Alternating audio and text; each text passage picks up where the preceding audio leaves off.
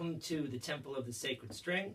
I am Greg Vaughn, and this is going to be lesson 3 in my Triad course. To review what we did in lessons 1 and 2, we went over the major scale. I won't repeat that formula again because I did it in both lessons.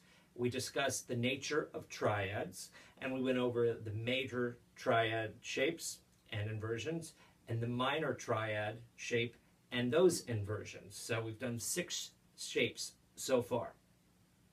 What we're going to do today is 2 different types of triads. We're going to do the diminished triads, and we're also going to do augmented triads. So quick review without going over everything again. To change a major triad to a minor triad, we drop the 3rd. What we're going to do to change a minor triad to a diminished triad, we're going to drop the 5th.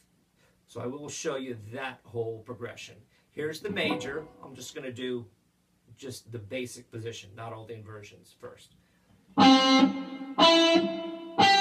So that's a C major triad, 5th, 9th, and 12th. We got a 4-fret jump, and then a 3-fret. So to change that to a minor triad, we drop the 2nd note in the triad, which is a major 3rd. We're going to drop it to a minor 3rd. And so 3-fret spacing, which turns this into a 4-fret spacing. So if we want to change that minor triad to a diminished triad, we're going to drop the 5th. That 12th fret becomes the 11th fret. So it sounds like this. Okay? Root note, C, minor 3rd, E flat, and then a flat 5, which normally is G, is now a G flat. Okay? So, if I'm going to finger tap that, I've got 5th fret, 8th fret, 11th fret, first pattern.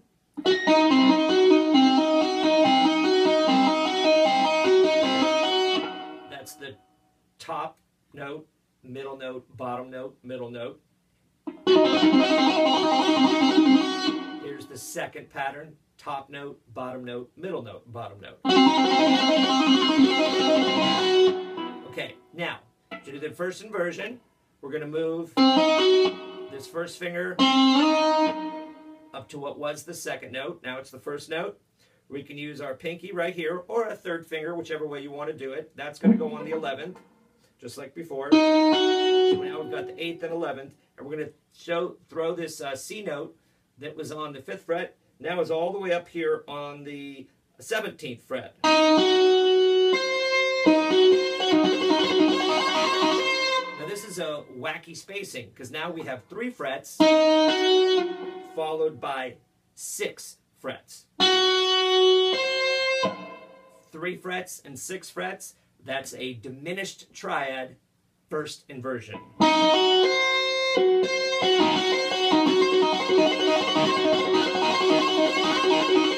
that's the first picking pattern. Here's the 2nd.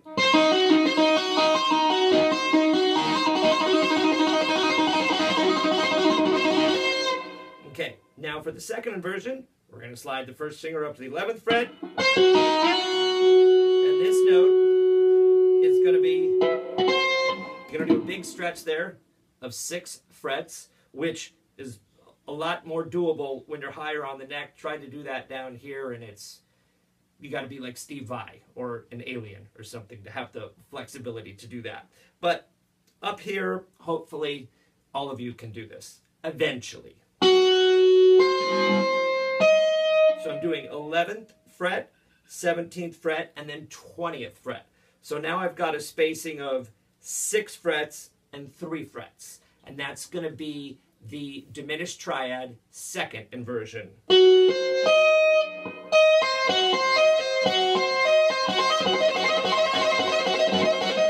that's the first tapping pattern, and here's the 2nd. So those are your 3 diminished triads, okay?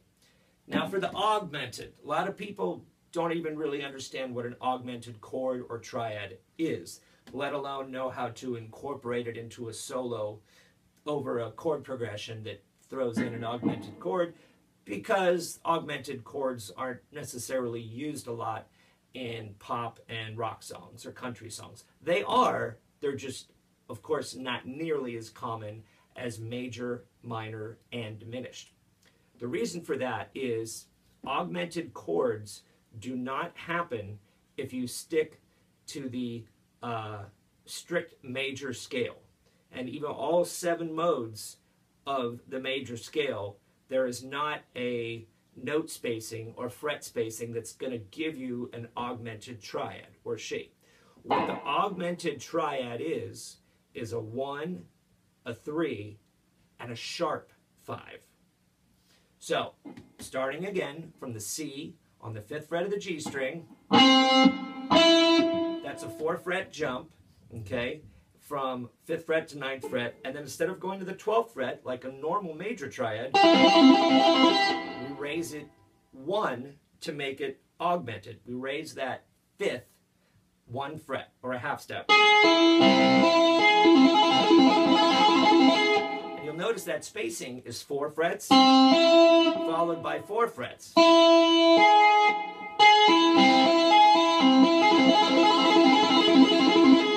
And the second tapping pattern for that now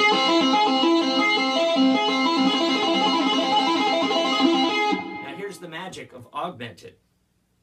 If the first shape is 4 frets and then 4 frets, and there's 12 notes in Western music, well, when we move to that first inversion, what is the shape? Let's check it out. 5th fret, 9th, and 13th. Watch this. I just moved the first finger up to that 9th fret, put the pinky on the 13th, and I took that C on the 5th fret, and just like all the other shapes, I moved it up to the 17th fret. What is my spacing? 4 frets, 4 frets. It's exactly the same.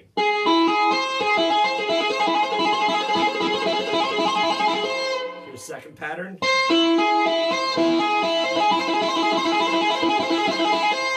So now let's do the second inversion.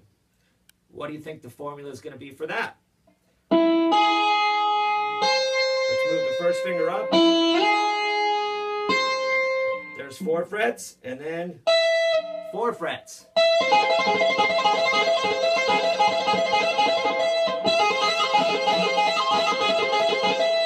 Yep, that's right. All of the augmented shapes are exactly the same because the spacing between the notes is a major third. Regardless of which interval you're on, the next note is always a major third, or on one string, 4 frets away.